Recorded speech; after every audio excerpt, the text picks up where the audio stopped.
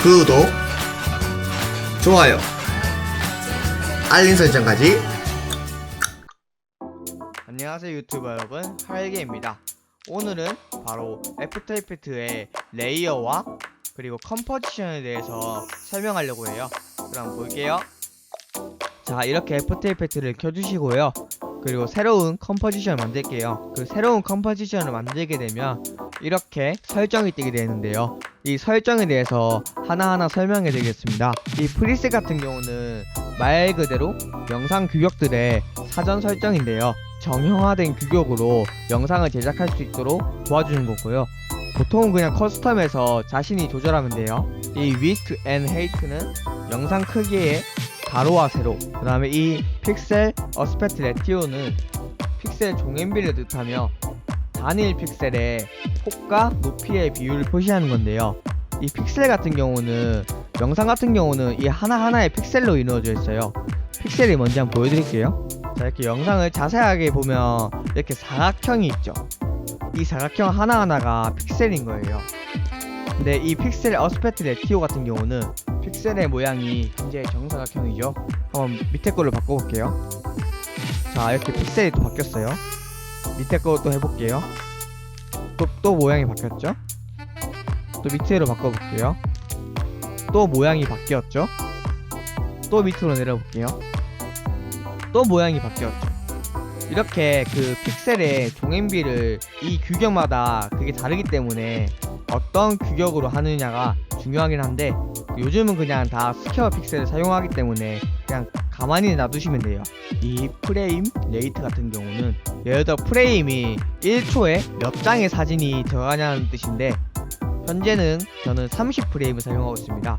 그렇게 되면 1초에 30장의 사진이 들어간다는 거예요. 그 다음에 리솔루션 같은 경우는 이 영상 미리 보기가 어느 정도의 화질로 보여줄지 정하는 것이며, 풀 같은 경우 원본 화질, 하프면 2분의 1 화질, 서드는 3분의 1, 커터는 4분의 1이겠죠.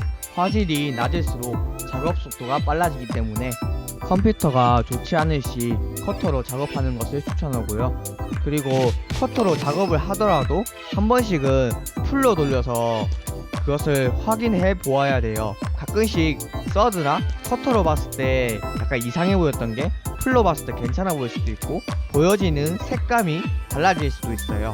검사할 때마다 원본 화질을 통해서 보는 것을 추천합니다. 이 스타트 타임 코드 같은 경우는 보통 그냥 000으로 바꾸면 되고요. 영상의 시작점을 설정하는 것이고요.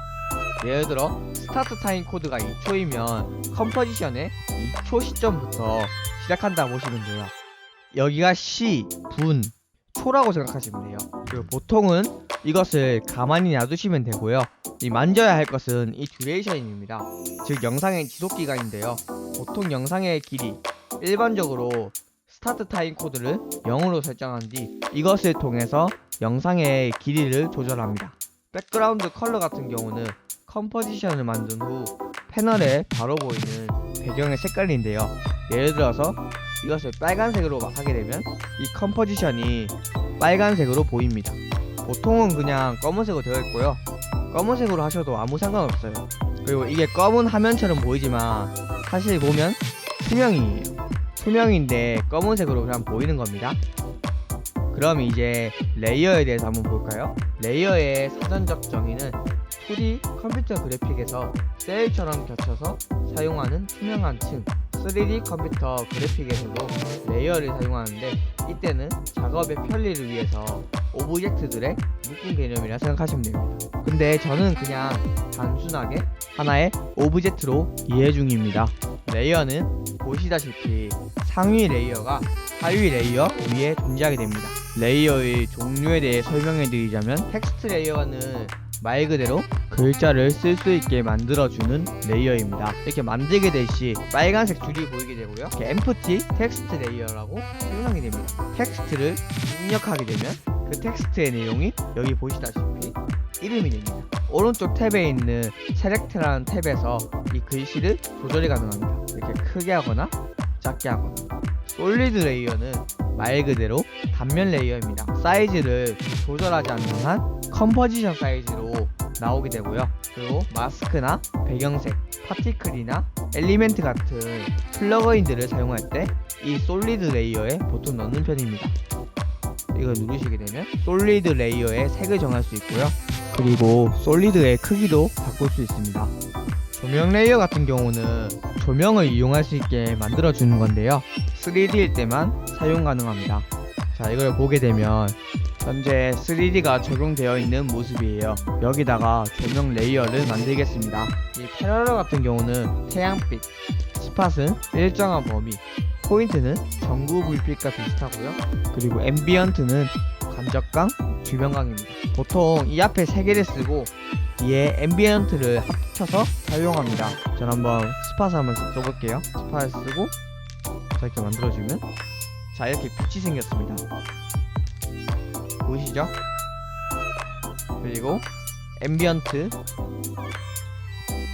사용해서 만들게 되면 마치 어떤 종이 위에 조명을 쓴 것처럼 보이게 됩니다.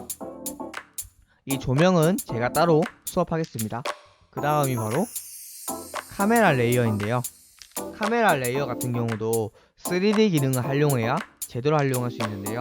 카메라 레이어는 자신이 직접 카메라를 움직일 수 있게 만드는 레이어입니다.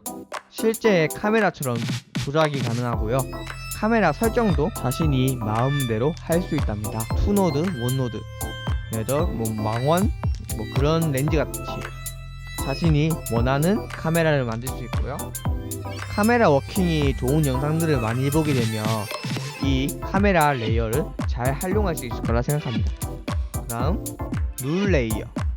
룰은 말 그대로 없다고 하죠. 보통 모션감을 주기 위한 무색 유형의 레이어인데요. 복잡한 모션을 줄 때 룰 레이어에 대신 키프레임을 주어서 그 모션을 할 실제 레이어에 여기를 패런트를 걸어 사용합니다.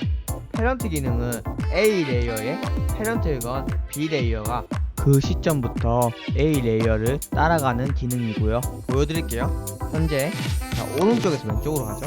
이 단면 레이어는 아무 짓도 하지 않았습니다. 그것을 여기다가 패런트를 여기다가 걸어줄게요.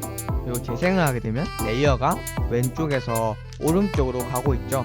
이 레이어에는 키프레임을 설정하지 않았는데도 윈 레이어의 모션을 그대로 따라가는 모습을 확인할 수 있습니다. 쉐입 레이어 같은 경우는 모양을 만드는 레이어인데요. 기본적인 모양은 5가지가 있고요. 오른쪽에 있는 펜 툴로 모양을 만들 수도 있습니다. 그리고 오른쪽에 있는 애들을 통해서 하나하나 추가할 수도 있고요. 자, 이제 어드저스먼트 레이어, 말 그대로 조정 레이어인데요. 이 조정 레이어 같은 경우는 필터라고 생각하시면 돼요. 어드저스먼트 레이어 밑에 있는 레이어들은 이 조정 레이어의 영향을 다 받고요. 자, 이 영상에는 아무 짓도 하지 않았습니다. 어드저스먼트 레이어에서 커브를 올려보았습니다. 이렇게 밝아지죠? 하위 레이어들의 준 효과가 똑같다면 조정 레이어에다가 하나의 효과만 먹이는 게 작업 속도가 훨씬 빨라지는 결과를 보일 수 있습니다. 여기까지 하겠습니다. 모두 잘 들으셨나요? 그러면 다음에 또 올게요.